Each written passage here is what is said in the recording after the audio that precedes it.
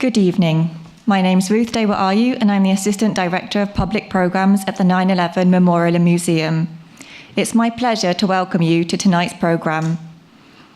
As always, I'd like to extend a special welcome to our museum members, to those tuning in to our live web broadcast at 911memorial.org/live, and to the 9/11 survivors, first responders, and family members that have joined us this evening to mark the book launch of Fall and Rise, The Story of 9/11 by Mitchell Zuckoff. On the morning of September 11, 2001, best-selling author and journalist Mitchell Zuckoff was on book leave from the Boston Globe when his editor called. Airplanes had struck the Twin Towers of New York's World Trade Center in an apparent terrorist attack. Both planes that hit the towers had taken off from Boston's Logan Airport. Zuckoff rushed to the newsroom. He wrote the lead story that appeared on page 1 of the Globe the next day, and for months after, Zuckoff wrote about the attacks, the perpetrators, the victims, and their families. So began an abiding commitment to the true story of that day. After years of meticulous reporting, Zuckoff wove together multiple strands of what happened in New York, at the Pentagon, in Shanksville, Pennsylvania, and among military responders into Fall and Rise, a mesmerizing minute-by-minute account. Mitchell Zuckoff is a professor of journalism at Boston University. He's the author of numerous books, including 13 Hours, the inside account of what really happened in Benghazi, and Lost in Shangri-La. As a member of the Spotlight team at the Boston Globe, he was a Pulitzer Prize finalist for investigative reporting and the winner of numerous national awards. His work has appeared in The New Yorker, The New York Times, and other national publications. For the past 18 years, Zuckoff has been dedicated to helping people who weren't here on 9/11 experience it through his penmanship. Continuing in this vein, we're delighted that he is partnering with the 9/11 Memorial and Museum to help bring our educational workshops and tours to New York City and tri-state area students, providing schools who might not otherwise have had the resources to visit this historic site access both the space itself as well as a guidance from a skilled member of museum's education staff. As such, it is my distinct pleasure to welcome Mitchell back to the museum. Please join me in welcoming Mitchell Zuckoff in conversation with Amy Weinstein, our Vice President of Collections and Oral History.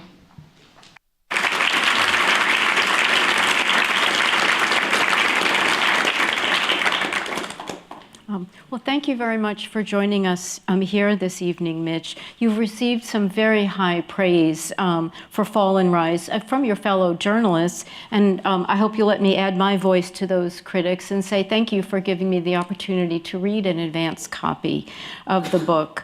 I've been working on this book professionally for about as long as you have, and still I found so many things to learn in your text. So thank you. And I'm going to guess that you began your interviews with the protagonists in your book the same way that I begin my oral histories for the museum. So I'd like to start our conversation today by asking you to tell us just a little bit more about what you were doing on the morning of September 11th, what you thought your ordinary day was going to be like, and if you'd rather start on September 10th, which is where you start with many of the people in your book. Start there. Sure. Thank you, Amy. Thank you all for coming. I was, as Ruth said, I was on book leave. I was in what we call sort of fuzzy slipper mode. I was, I had been a reporter for a very long time and working daily, and then this is an opportunity to kind of relax a little bit. And so I'd been working on what would become my first book when the scene that Ruth described happened. But I actually have no independent memory of September 10th. This is one of the reasons why I'm so amazed by, and I think there's a reason why when I asked people about their September 10th for the book, I came to understand that September 10th had a different meaning for people whose lives were so utterly changed by September 11th. And as much as I was affected by doing this work and by telling the story for the Globe, it was not affected in the way that some of my friends who are here tonight and so many of the people I talked to. And so it was just it was a normal day. It was just another Monday. So for me, the story really does begin personally on September 11th. And you get to a newsroom, and it's chaos. I was going from 0 to 180 in that sense of the quiet, slow process of writing a book to the ultimate daily experience. I had some experience with that. I had written the lead story about when JFK Jr., his plane crashed. I had taken the lead on the Globe for that. I had taken the lead on the Globe for the Columbine story 2 years earlier. And so it was immediately understood that I would play that role again. But cranking up the machinery that day, it felt a little rusty until 3 or 4 hours in. And that was such a big responsibility to cover this story for such a big newspaper. So many people found that they couldn't think, they couldn't focus, they couldn't concentrate. It was just anxiety and worry. How were you able to not give in to that and to be a responder?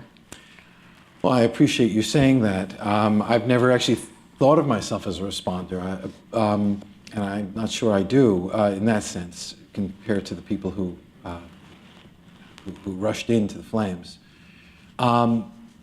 I think it's the discipline of the work. I think it's the understanding that we have a job to do, and you go into a kind of a journalistic cocoon where you can think. We had a colleague at the Globe whose father was on Flight 11, and colleague and friend David Filipov, and so Alexander Filipov was a victim. And we knew this fairly soon after, as the day was unfolding. And we couldn't let that stop the work that was happening in the room. We knew that there was going to be nothing else in the paper the next day. And simply the fact that I had more than 24 amazing colleagues who were feeding me and constantly on the phone, and I'm making calls, and I was working very closely with a terrific aviation reporter named Matt Braless. So Matt had wonderful sources at Logan and all around Boston's aviation community. So Matt and I were working very closely together, and I think we just simply couldn't allow ourselves, and I think we all had the letdown later, but that day we couldn't. And I thought that Fall and Rise really effectively melds the hard news, the investigative journalism, with two other genres that I think are very different, the obituaries and features, the other kinds of stories. Did you choose that path for the book, or did it emerge during the writing process? I knew at the outset that was how I had to do it. The human element to me was the way I could connect readers to this story. That I was not going to contribute something important or meaningful if I was simply doing the news version at 500 pages. I knew that the news, the investigative work, the sort of pulling together the strands of the communications failures, of the military issues, the things that I try to highlight, particularly in part one of the book, and then the construction failures within the Twin Towers that I highlight in part two. Those are investigative techniques, but that was always going to be the scaffolding on which I overlay the human stories that I felt people would connect to. And I didn't know which of the protagonists people would feel the most empathy for. I think it depends on the reader. I think a 20-year-old woman might connect to a different person than a 38-year-old father of a young baby, and onward from there. So I always knew that would be that the obituary version, the feature version, would be the heart and soul of the book. And as Ruth said, you stayed with it for nearly 2 decades. Was that without interruption? Did you give yourself a little pause at all? I did, and I've done other books. I think the story always stayed with me. I talked about the work that I had done in the immediate aftermath of 9/11 often, particularly the one story that became the test model or the scale model of this book. So after writing the lead story on the news pages for the first 2 days, I came in the Thursday, September 13th, and I pitched my editors on the idea of a narrative that we called 6 Lives, that told the story of 6 people connected to the first hijacking and the North Tower. And with the help of 4 amazing reporters, we quickly sort of fanned out and got those stories together. And I put it together for a 5,000-word narrative that ran that Sunday.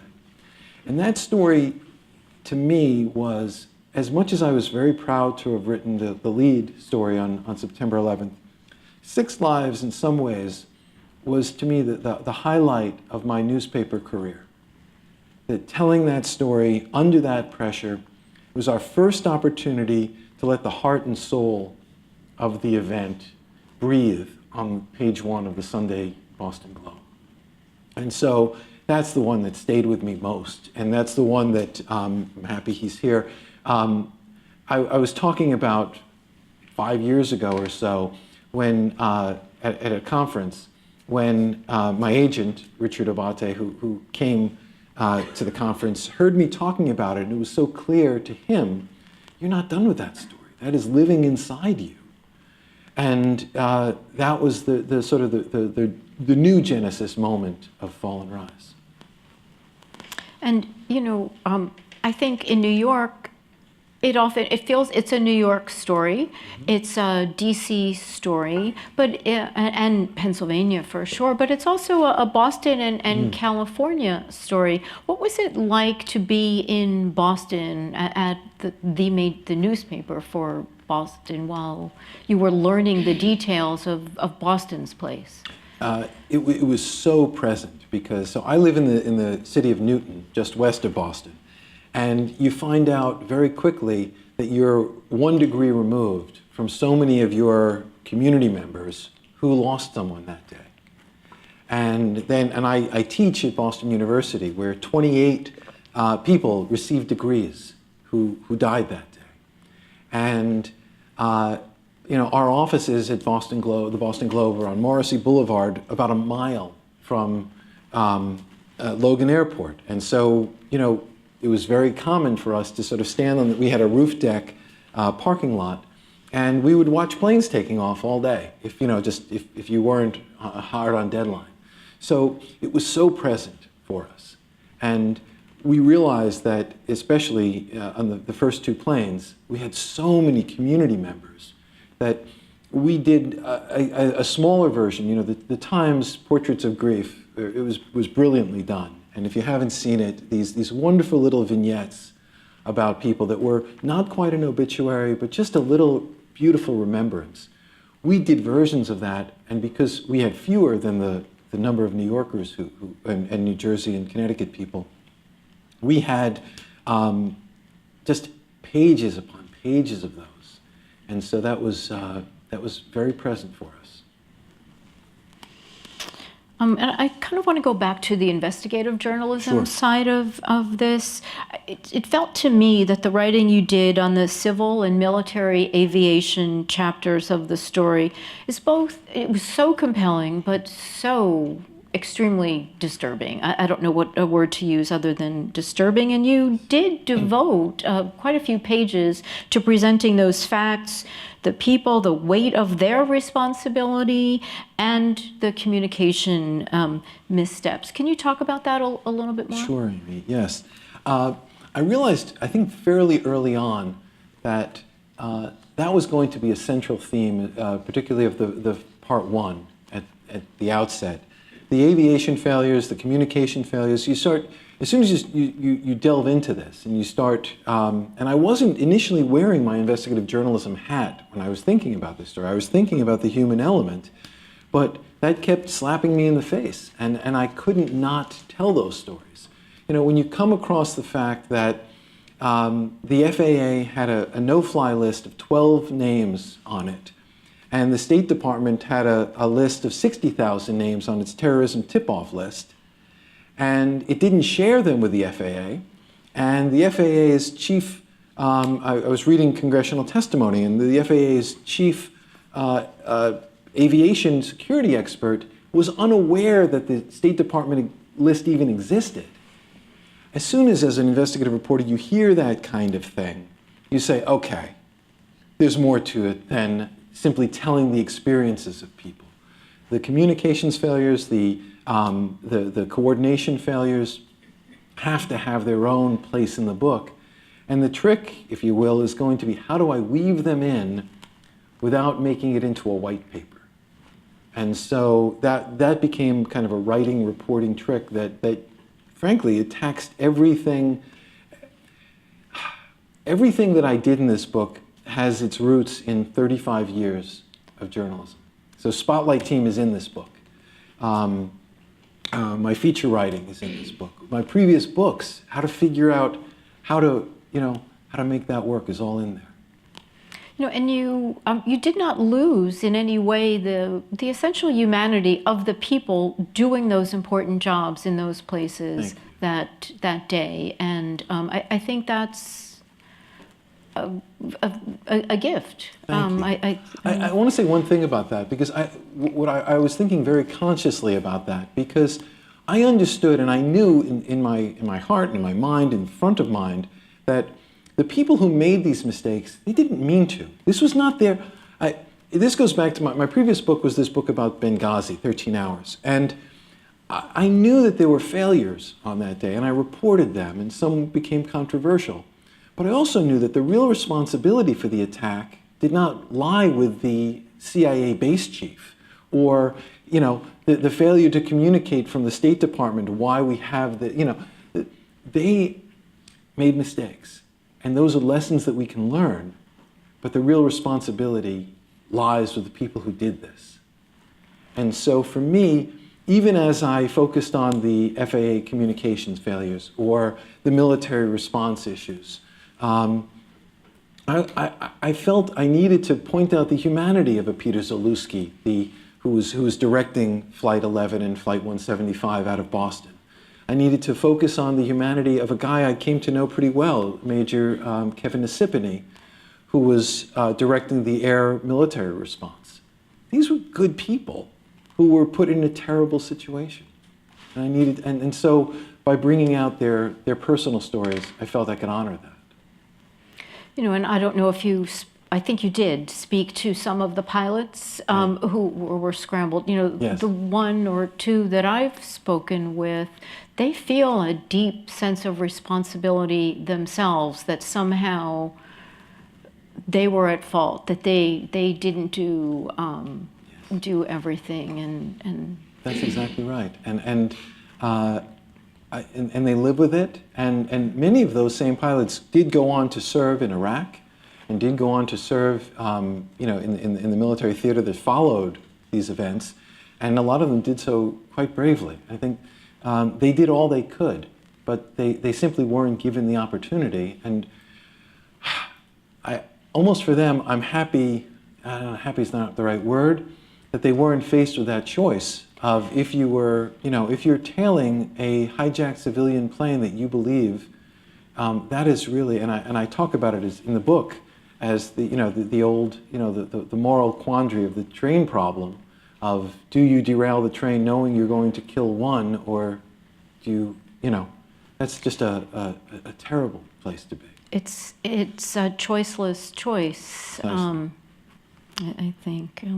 I noticed, and you mentioned this a few minutes ago, you also were not afraid to tackle head-on issues about the construction of the World Trade Center, the placement of the fire stairs, the fire retardants, communications to people inside the buildings that day. And you did that as well without accusation or without anger.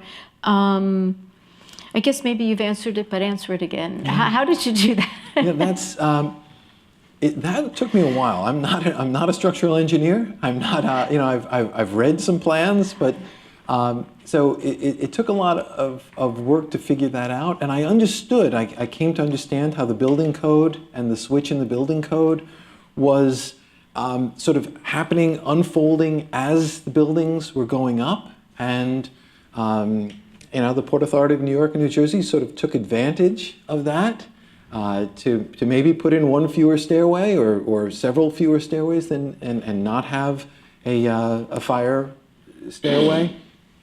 But they didn't do it thinking that they were going to be endangering people. I think they were failures. And I felt obliged to point them out again, not to ever suggest that an engineer was responsible for the collapse, or the engineer was a particular person who designed it. This was an opportunity for us to say, okay, this happened, and look what it cost us. And if we're not going to look at it for 9/11, if we're not going to say, what are we doing wrong now in some of these, these pencil-thin buildings going up, then shame on us, but not shame on them. And on 9/11, the Port Authority itself lost so much. It lost people, and it lost its home. They were their buildings. So. Exactly. We were talking about this before on the phone last week, and again today. I really felt that you and I, or you and the museum staff, we were traveling the same path.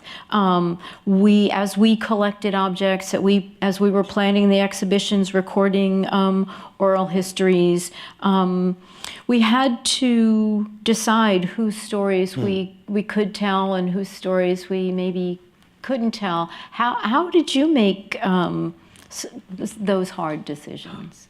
Those are the hardest because the book rises. The book rises and falls on those decisions, if you will.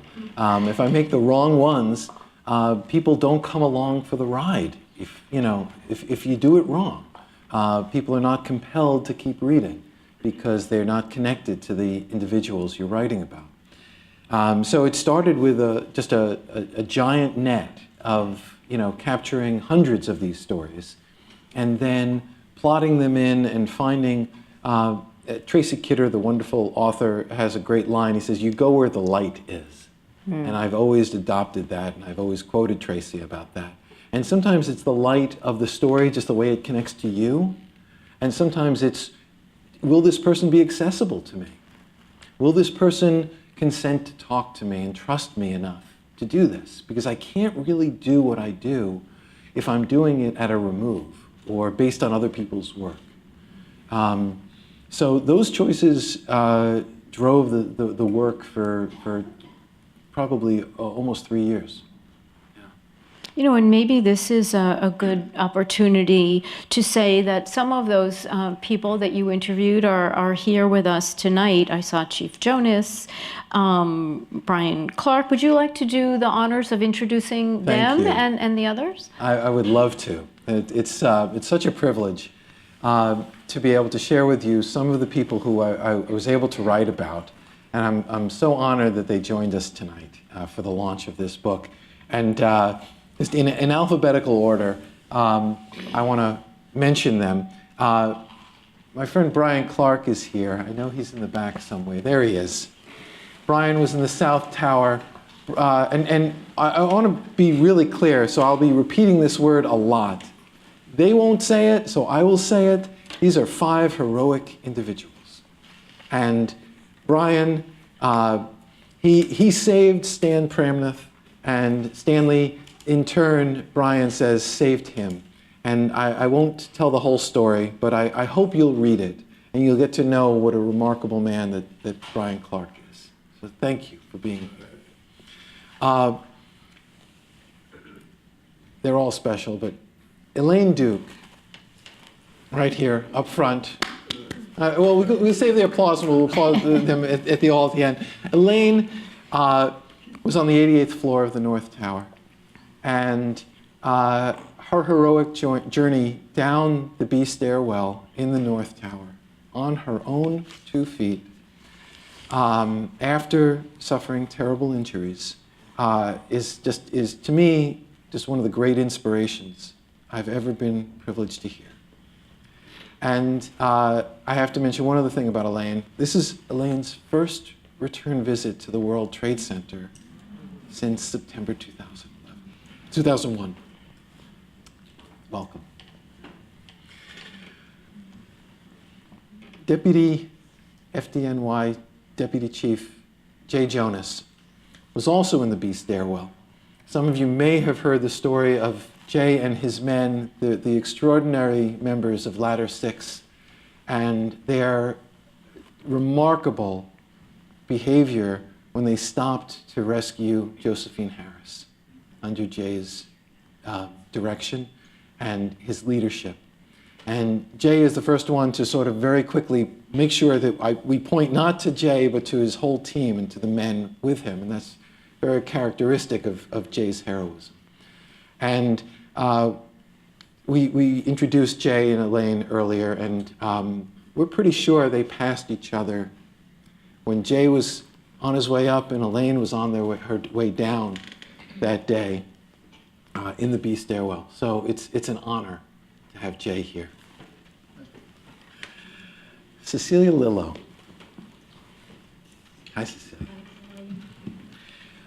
Cecilia is here representing herself and also FDNY paramedic Carlos Lillo, her husband. They were both there that day. Cecilia survived and heroically got out and got herself and two friends out down the several stairways in the North Tower into the concourse, where tragically her two friends were swept away from her. Cecilia, the whole time, had been telling her husband, Carlos, to not come up. He was insisting he was going to come up and get her, but she had insisted that she would come out and find him. He was saving people that morning, and there are photos to prove that, and Carlos did not survive. So she is here both as a survivor and a family member of a hero. Thank you. And the last among us, last of the group, but hardly the least, is my friend Chris Young. Chris Briggs Young didn't belong in the North Tower.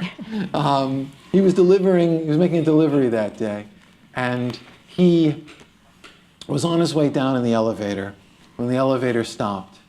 And he was one of the last people in New York, maybe the last person in New York who was still conscious, who didn't know what had happened on 9/11.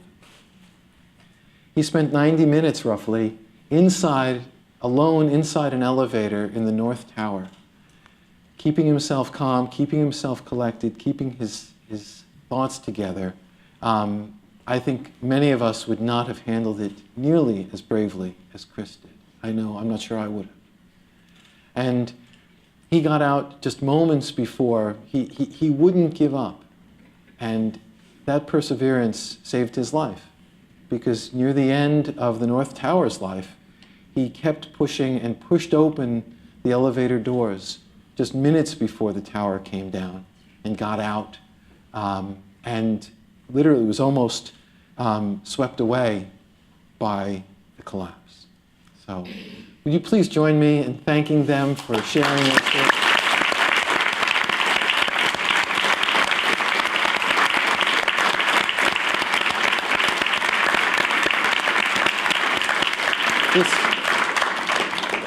This book would never have been possible, even remotely, without the 5 people in our presence tonight. I'm so grateful. And so am I. And I feel also privileged to have recorded with Cece, to have had her share her story, her love of Carlos, her growing up, her survival in 1993, and again in 2001, to have recorded with Jay, and to have recorded with Brian's other half, with Stanley.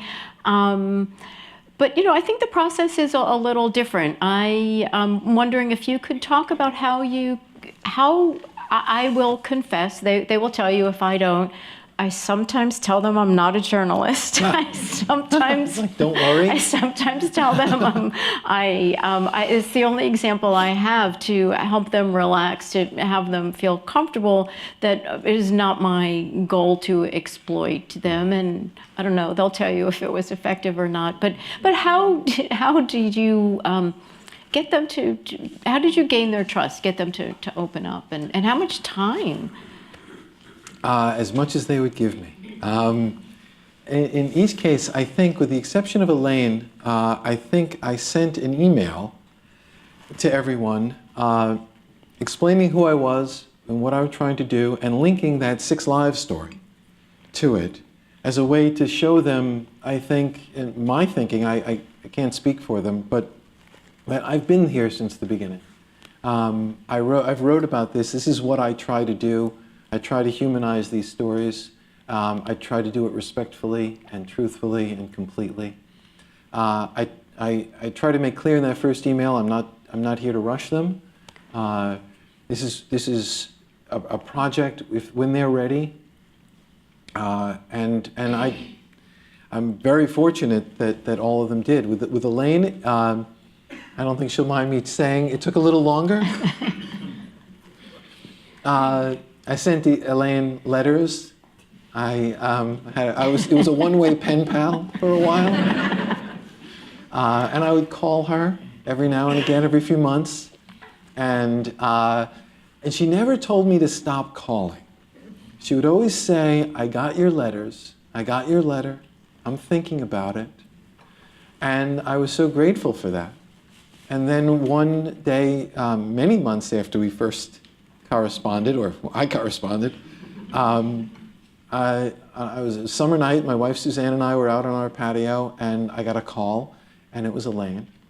And she said, I think I'm ready to talk with you.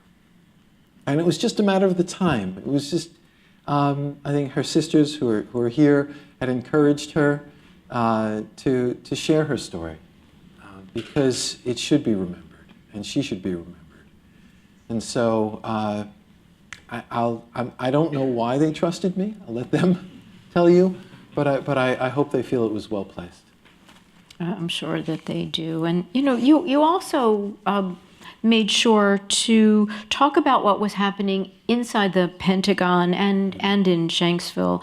And I thought some of the most riveting writing was with those Pentagon survivors who were simultaneously also responders.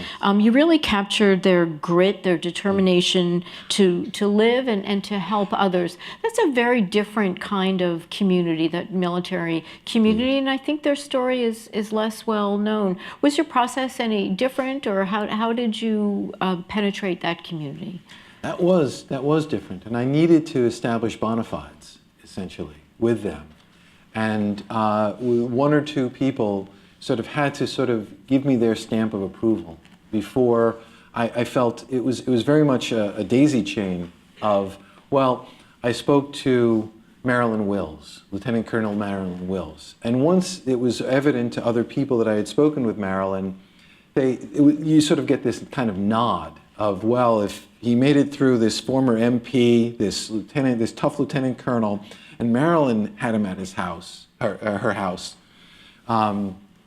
And then I was able to get a tour of the Pentagon. Because of that, I was able to get a tour of the Pentagon to see the outer ring, where it all happened, because I can't tell my story as well if I can't visualize it. I had been in the towers. I kind of had a physical sense of them. And so that was essential.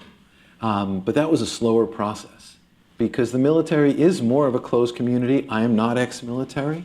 I didn't have that entree. And they are, I think, not that the folks here were in any way aggrandizing, they were so modest. And they were so, please don't focus on me. Let me tell you about this person. And so that added time to the process. I'm thinking of, you may be thinking of Dave Tarantino is an example. He's a Navy doctor who ran toward the flames. And Dave put me off for the longest time until after I had talked to another guy, a former admiral, Dave Thomas and the family of a victim, Jack Punches, and then Jerry Henson. And only after I got all of these other people did Dave Tarantino, who is a remarkable hero. He's a name to me, every American should know this name. Only then did Dave finally agree to meet me, and he was great, but it was pulling teeth. And here's a guy who again, if you look at the book, you'll see the story. Dave could have been a hero that day by going to the center courtyard of the Pentagon and triaging victims. He was a doctor. Instead, he took this Navy ethos that every sailor is a firefighter and ran toward the flames. And he gets to the AE Drive, which is a ring inside the Pentagon, and he sees a hole. And he goes in because there are people in there. And he goes and he finds that Dave Thomas is struggling to help Jerry Henson. And he remembers, Dave Tarantino had fallen out of a plane in college and his parachute failed to open. And he was a broken person as a 19-year-old young man. He remembered what it felt like to be completely helpless. And he knew that. He crawls into this room on his back, leg presses a desk and bookcases off of Jerry Henson, and pulls Jerry across his body and pushes him toward the door. I'd be telling that story to strangers. You would all, I'd be the guy on the street saying, "Did I tell you what I did? Have you got a minute?" And it's pulling teeth with Dave, but it deserves to be told. It does, and I don't want to give it away, No, I'm but sorry. there's, but Commander Powell and Colonel Grunwald and Martha Carden, they're Yes. just jaw-dropping, breathtaking stories of humanity. I have to give a shout out to Colonel Grunewald, who was the one. Bob Grunewald was the one who got me into the Pentagon, and he trusted me very early. And you know him, and he's just such a wonderful, warm-hearted guy. And he's the one who gave me the tour of the Pentagon. So I really thank you for mentioning him. Oh, good. And, I want to cover the same ground, but in the Shanksville area community. We were talking before. I think you said you visited the memorial, the visitor center. Do you want to talk a little bit about that aspect? Sure. Amy is a master oral historian. And so I got to connect with the people who've done the oral histories, Donna Glessner and above all, Kaitlin Schiffer. And they were my entree into Shanksville. These two women who were typical, women doing their work. Donna was working in her family's hardware company, I believe, and Kathy was working as a nurse.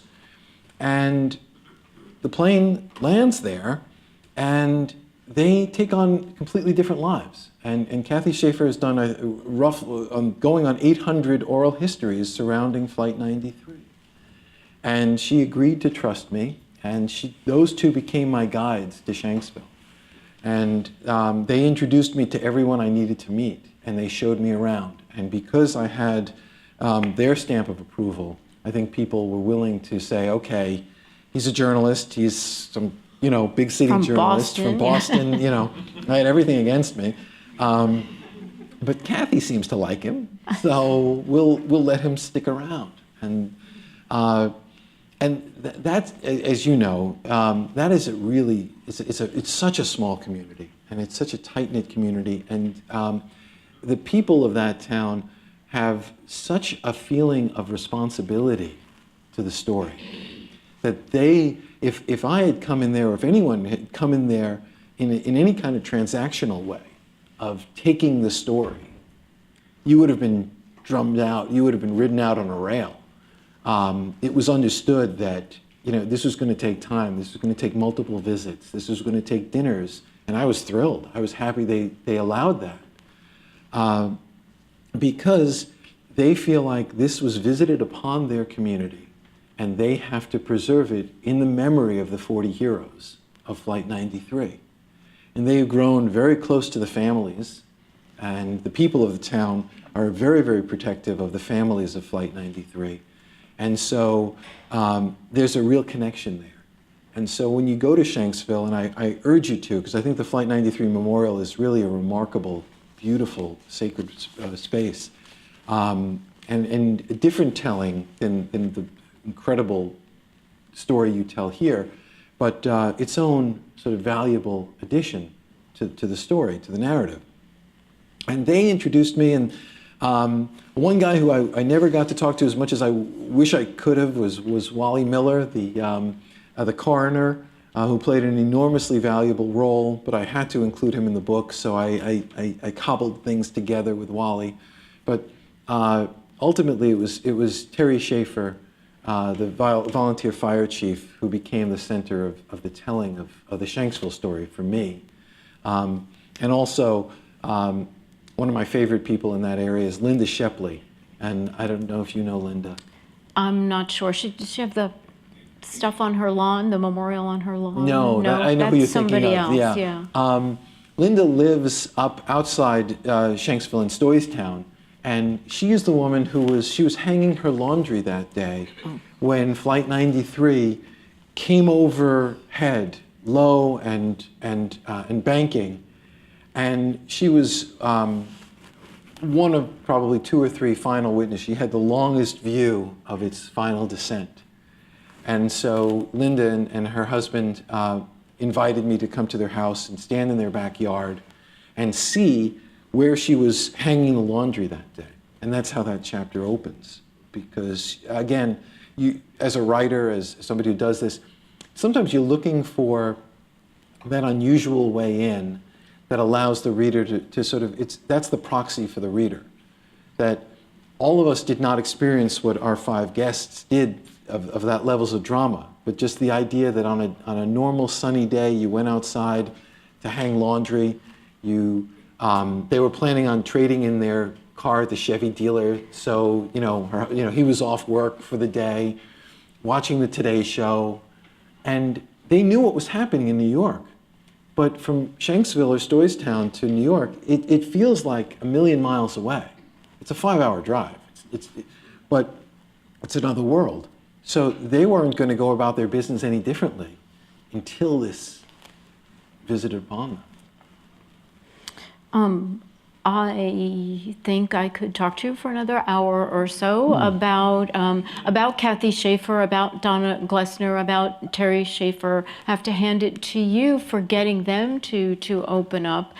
They have always been very clear to us that they were the means through which the story about what happened on the plains could be told. So we'll save further talk on that topic. But before I turn it over for questions to the audience, I do want to go back to where they feel their sense of responsibility is to the people on the plains, on all the flights. In the museum, we do try to share some of the phone calls that were made from inside the towers, from the planes. It is not easy to listen to those calls, and it's my sense that you also listened to the cockpit voice recorder on Flight 93. I could only have the transcript. The transcript. Okay. Yes, that was limited to the family members because you can, in the Moussaoui trial, that was introduced, but the actual tape recording remains classified. But it sounds like you did listen to the phone calls. Every you, one. I mean, that was very challenging to do. It's very it's very rewarding to hear, to learn the beauty of people, but it's very hard to listen to. Can you talk about that a little bit more? You phrased it perfectly. I remember. I think one of the first ones that I heard with the person was Julie Sweeney, now Julie Sweeney Roth. So I went, early on I was doing reporting on the plains, and she was living on Cape Cod at the time where she had lived. So this is Julie Sweeney Roth. Her husband Brian Moose Sweeney was on Flight 175, the second plane, and Moose was a former fighter pilot. He was a Top Gun instructor. He knew what was going on, and he got a voicemail off to her from the phone behind his seat, and it's in the book. And Julie shared it with me when I'm standing there in her beautiful home, and first I realized, before she even played it, she started speaking it. She knows it by heart. Every word, every inflection. This was probably 15 years later when I first met her, and then to hear it is a powerful experience, because this was an incredibly personal, beautiful message from Brian, from Moose to Julie, that she incredibly shared with the world as part of her tribute to him. So I could talk about each one of these, but that's one that is particularly meaningful. And you also, all of you can listen to it. It's on a timeline that the museum has created about 9/11, and it'll be a challenge, but I would encourage you each to do that. I think maybe I'd better give the audience a little time to ask questions. Ruth, I'm not sure how we want to do that, if you have the microphone, or does anybody? I have a question. In researching your book, Oh, I'm sorry. My name is Kathy. I'm a family member. I lost my husband that day in the towers. Sorry. Thank you. I'm wondering, in researching your book, did you use any information from the 9/11 Commission report? I did. Good. Yes, I did. I double-checked as much as possible. Is there something in your question I should know? No, just the knowledge that I was one of the maybe 25 families that got the commission going. Oh, wow. So when you probably came in, it was published, and you were Yes. able. Yes. Oh, thank you for doing But that. it was very challenging. Our government did not want us to have a commission, and know it it. was very hard fought Wow, it was very brave of you. because we knew a lot of information that was going to come out in that commission report. Well, I'll tell you two things. I had the great pleasure of working very closely with John Farmer, who is the lead counsel of the 9/11 Commission. And John served as a fact checker, and he vetted my manuscript, because I wanted to put it through the hardest, most rigorous challenge I could. And so John then turned me on to a fellow named Miles Cara. Yes. And so Miles Cara is a retired Army intelligence colonel who served as an investigator for the 9/11 Commission. And I think Miles knows more about the events in the air than I think anybody on the planet. And Miles put me through the ringer.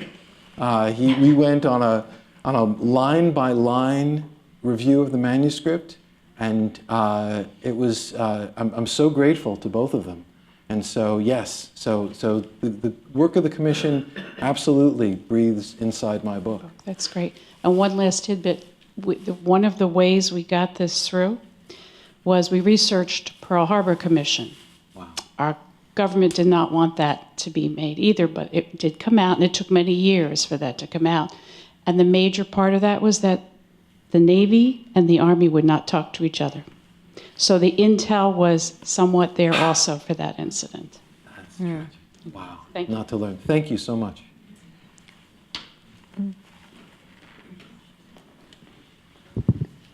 Yes. Hello, my name is Jeffrey Collins.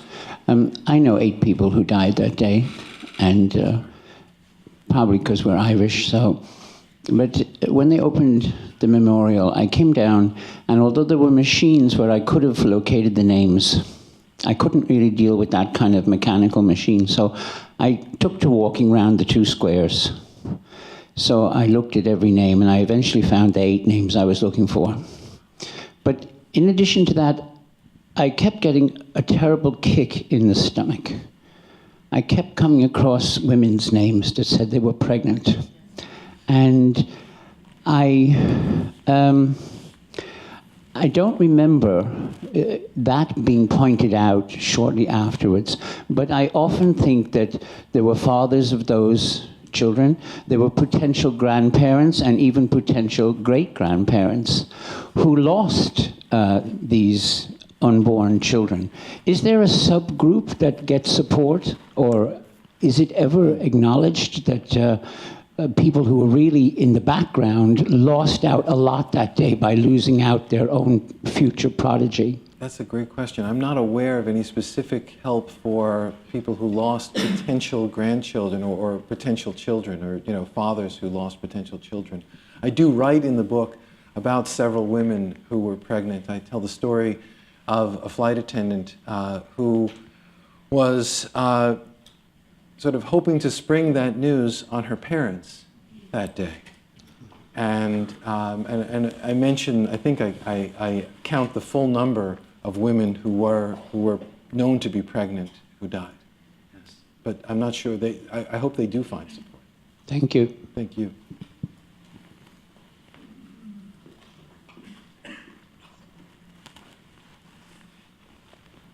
There's somebody up Yeah. front. Hi. I'm Liz. I'm a former student. Great to see you. Professor, you as well. Congratulations. I have two things. I'm going to be that annoying person who shares a story and then asks a question. Be my guest. I still remember, I think now it was more than 10 years ago in class when we all read the Six Lives story, and that's one of my light flashbulb memories. So I couldn't miss this. And then, were you working on the book at that time, or when did you start? What year did everything kick off? Yeah, it's a great question, and I guess in a way I was working on it at the time, but not officially. I was writing a different book, but it was always front of mind. And when I was sharing it with your class, when I would share it almost inevitably, anytime I talked about narrative writing. I don't make my work the center of the class, but to show this is a story of a deadline narrative. This is how we do this work, and it just. But I didn't start working full time on this story until this book till after 2014, till after I had finished the Benghazi book. But I think it was always there, and I'm so grateful that Richard, kicked me in the pants and said, "Get to work." Great. Thank you. And one more question being, what made you feel so compelled to tell these stories? Yeah, I felt once you come up with an idea like this, or once you're sort of exposed to an idea like this, you can't not do it. It becomes this responsibility that, okay, I think the ability, and I have a wonderful support group from HarperCollins, who's here, my friends, my family, my HarperCollins family.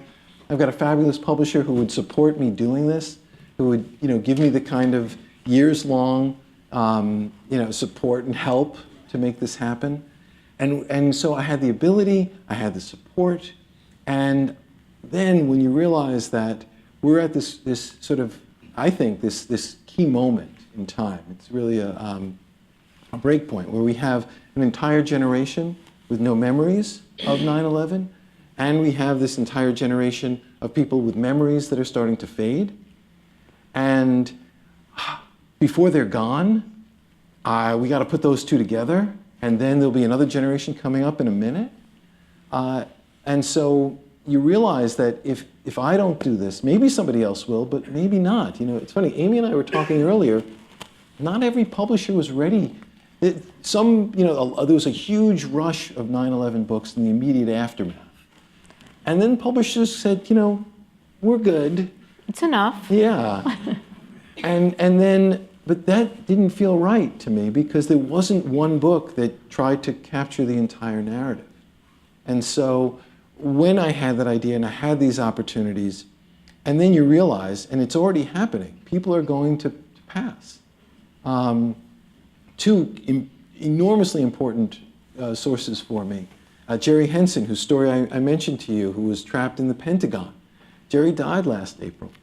And his wife, Kathy, called me a month later and told me, and I just was in touch with her a few days ago. He's going to be buried next week, because it takes, because Arlington cemetery burials are really backed up. Jerry's going to be buried in Arlington on May 10th. And so no one's going to get his story again, sorry to say. So what's there is there. And Lee Hansen, who, you know Lee, and his family was aboard Flight 175. His son Peter, daughter-in-law Sue Kim, and granddaughter Christine were on 175. And Peter got off a call to Lee. He got off in 2 calls, in fact, to Lee from the plane. And the first plane, he's telling Lee, call the police, call the airline, tell them what's happening. And then he calls back and reaches his father as the plane is approaching the South Tower. Lee died in November. I've shared a book with his widow, and I was in their home, and Lee and Eunice invited me up to Peter's boyhood bedroom. And so I'm spending a very long day, a 12-hour day with these people, and then following up with multiple calls and emails and fact checks. And tragically, Lee's gone. And so if I don't do this, there's an awareness of a story like this. It's not that someone else couldn't have done it, and I hope there will be future versions of this story, but it can't be like this. Thank you. I'm wondering if Jay or Cece or Elaine, if any of the people that you spent so many hours interviewing, if they have any questions that they would like to ask you. Or Chris. Or Brian. Oh, yes, sir. Brian will, okay. Brian has a question. What's next? Oh, geez. He's sitting right behind my publisher, so I know they put him up to this. It is, I'm actually very happy to say that this is the first time in 20 years where I'm taking a little bit of a gap. This book is so meaningful to me that it was the kind of book where, despite Richard's encouragement to get on to something else, this one I'm going to sit with for a while. And I've been chasing stories for 35 years. I'm going to let one find me next. Well, maybe that's a nice transition moment. Is there one more question? Okay. This is another former student. I train my students to ask questions. Okay. As long as you didn't plant the question. I did not. Okay. No.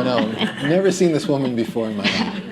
Hey, I'm Kaitlin Schiffer. I am a former student. So I wonder, just because in today's day and age with the news cycle, there seems to be so much news that's in the same vein as 9/11 emotionally, where you have like the Sri Lanka bombings that happened recently, you have the New Zealand shooting that happened recently.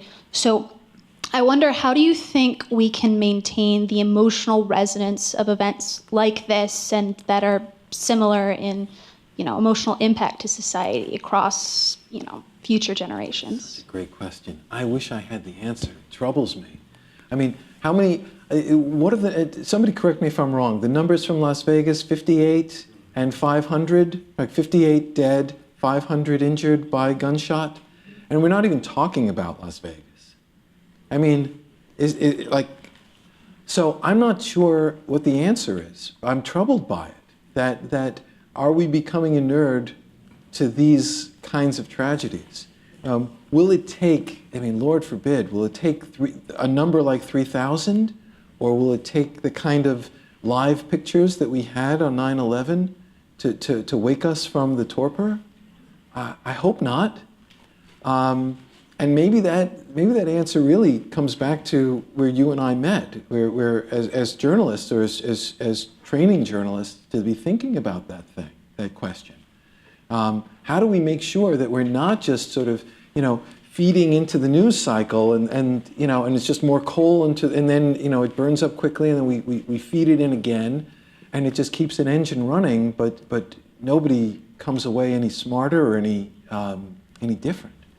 So I think it's the right question. I'm not sure I have an answer.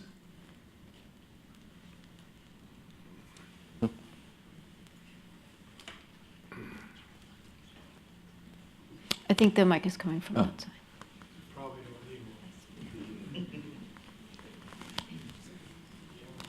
You touched on it a little bit. How did you get these brave heroes that ran into the building, the Port Authority, the police, the fire, the first aiders, to talk about their story? I know I've talked to World War II veterans, Vietnam veterans, and they all say, almost to a person, I did what I had to do, I came home, it was no big deal. And we all know it was a big deal because a lot of them saved the world for democracy. How did you get these people to finally open up and admit what they did maybe is a big deal? Thank you, Neil. Jay, will you be mad at me if I put you on the spot? What made you decide to talk with me? I wish I knew. You hounded me. Oh. I can't deny it. You were hesitant. Yeah, I was. Just I got all this to do. Now I got to speak to this guy. Yeah. I was wondering a couple of questions back, talking about the emotional aspect of the book. With so many compelling stories that you learned, going through.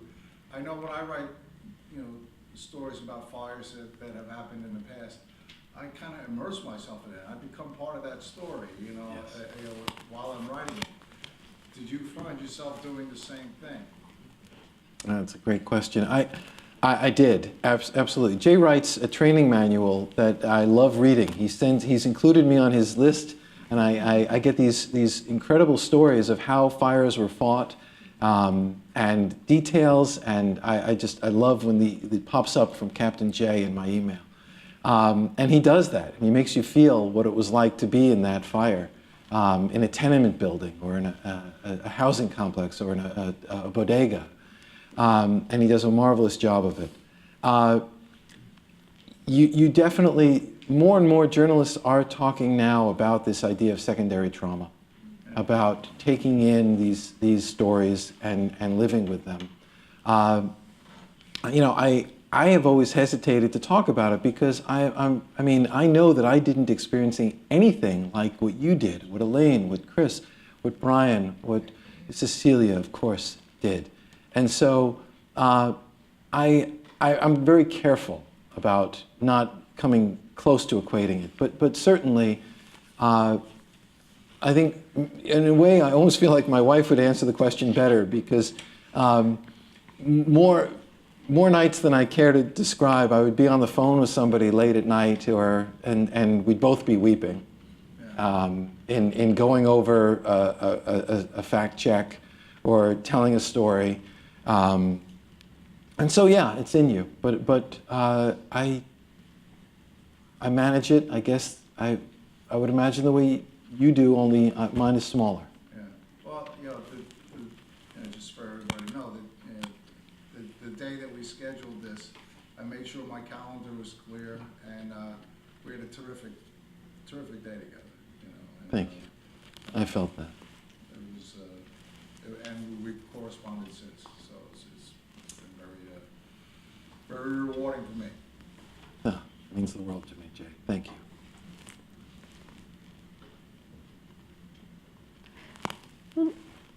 I think that's maybe a good place to end. I know I want to give people a chance to, some people have already bought the book, but to buy the book, to read. And so thank you very, very much. Thank you so much. For joining us.